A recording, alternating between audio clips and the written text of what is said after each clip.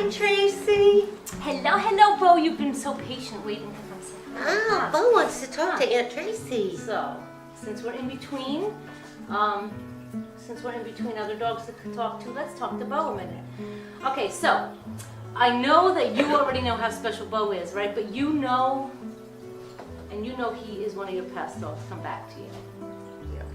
Now, so tell me this: what was the name of the dog that he was when he was a German Shepherd? Buddy. All right, so your buddy come back as little Bo.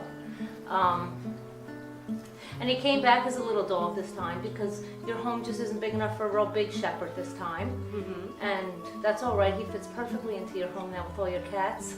He loves the cats, but, which one is it, Heckle or Jekyll? Which one is it that he likes better? Which cat? One of the gray ones. Heckle. Heckle's the gray one. Okay, so that's who he likes better, your cats.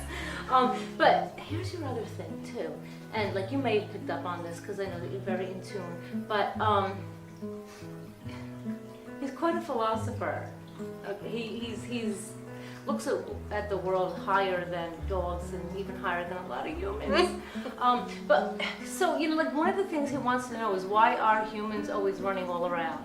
Why are they always rushing here and rushing there? What is all the rushing about? You know what's weird about him? He doesn't like when I leave him. When I come home, he takes one of my shoes and runs off with it. Puts So it you in his can't little leave hat. again. He doesn't like it. The one time I was leaving for work, I have a big makeup mirror. He took the cord, took it out of the box, and dragged it across the room. He's so funny because he knows that before you go to work. That's Yeah. what you do. That is hysterical. Well, he says everybody in his life runs around too much. But all humans, not just him. He says nobody takes the time to stop and relax anymore. Relaxing is more than 2 hours on a Saturday with the TV on, kind of thing. Or you're a reader, so it's more than just sitting there with a book. It's a whole way of living that humans don't do. Dogs do this. They take the time. They sniff everything. Why don't you sniff? All right, so just get down on the ground and sniff like he does. But it's that kind of a thing. It's that kind of a thing. He wants to know, how humans miss too much, he says. They all miss too much because we're all running too fast. There's too many things that humans miss, and that bothers him. He's like, but look, don't you want to smell this? There was a big dog here that doesn't live here. Do you want to smell this pee over here? But it's more than just that, He's like, people rush in, rush out. They talk too fast. They move too fast. They just don't take time to live life, to do happy things. Because humans aren't happy when they're running to work all the time. He says they're not, and they're stressed. Yep. And he feels that stress. Getting ready for work and stuff. He feels that, and he's like, humans take life too literal. Too literal. People don't connect enough with the real world, the real important things. And he's right, He's right. Yes. Do you know he has a fascination with the stars? Do you take him outside and look up at the stars? What is it with the stars? Sometimes we do, at night. I'll be like, Bobo, look at all the stars. Oh, well, there you go. He does this. And he does look at the stars and the moon. And he wants you to do that more. He wants you to do that more. It's important. He says it's very cleansing for you. It relieves a lot of your stress. So he feels the change in you as soon as you do that. So he thinks you should do that like every night.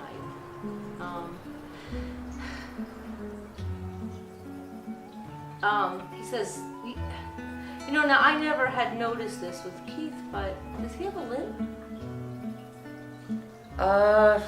Sometimes if his feet are bothering him.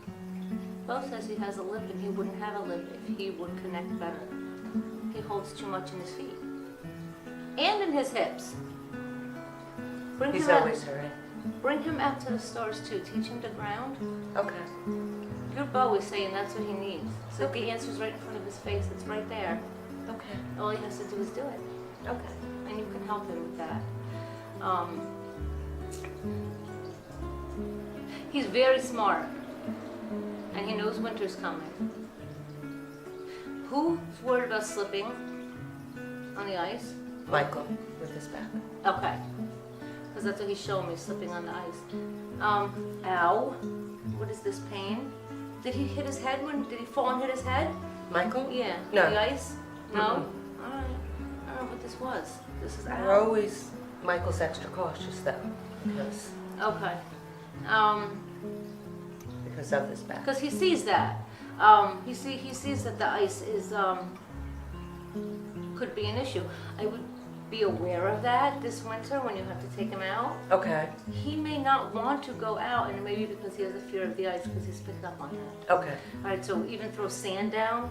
Okay. You know, invest in sand or cat litter, or Okay. you know, that'll make him feel better. okay. He thinks it's bad now. Oh. Yeah. Well, you know, they pick up on that, you know. They pick up on our fears and things that bother us, you know. Who's the cat that's more verbal in your house? Callie. Okay. He says that, she might not be feeling so good. Okay. He says she's not, is she older? She's older than him, but she's not an old lady yet. She might be having a bladder issue, stones or something, Okay. or infection or something. Okay. He's saying she has pain there. Okay. He's very intuitive. Okay. He's like your twin in energy. You are a fabulous dog. I am so happy to meet you. He's like Buddha in a dog. Yeah. Is he happy with all of this? Oh, he's absolutely thrilled. But he was meant to be with you, like before he was even born. He knew that would be. That if he came in that litter of your neighbors as this little dog, all you would have to do is see him. You just look in his puppy eyes and knew that was it. Yeah, Keith picked him out and he goes, you gotta say. And I saw the little stripe and all. He just knew that this is exactly what you would say. Oh, I have to have you, and bring him home. He's become my best friend. He goes, every time I can bring him with me, I bring him. He wants to go to work with you. I'd love to take him to work. He says, I wouldn't be so anxious about it if you could take me. I wouldn't be so anxious about it if I could take you. And he says, you know, he's fine in the house. It's just that whole time until like 10 minutes after you leave, and then he's okay. It's just up till like half an hour before, up to up till 10 minutes after. Can I ask, how come he doesn't like to be separated from me? Now you saw what happened when I used he the was ladies' crying room for you. before, and he does that a lot. He'll like bang against the door and Because he has such a strong connection to you, that there's that energy cord that is so strong that when you're away from him, he feels it cut down, and he feels like he's not as close to you now. He feels like the energy's not as strong. You can send to him, you know, while you're at work and such, and make him feel more secure. Just surround him with your energy before you leave, you know, put the whole energy jacket on him. okay. And then, you know, every once in a while at work, shoot him a little energy, you know, like it's a minute or so. He says he's very good at grounding. He loves to visit his Aunt Ashley too. Oh yeah, absolutely he does. He keeps showing her coming to the door actually. Yeah, Coming she's over. been coming over. Yeah, Okay. Yeah, he gets very excited. He does like her. But he wants to, she has some kind of sadness or depression about her, and he wants to fix that. And 5 minutes with him and she's starting to feel better already. Yeah. So he recognizes his job in that case. He recognizes that it's his job to make people feel better, and he does it really, really well. He does. Aww, he's a good boy. He is. He's such a love. It's his job to make people feel better, and he does do that. And he takes it very seriously, and he does it so naturally. You know, it's just his natural thing to go up to people and say, "Let me lick you. I'll make you feel better." And what's with the mouthing? He does that a little too Puppy much. stuff. It's just puppy stuff. He did it to me a minute ago when I was petting And him. he grabs.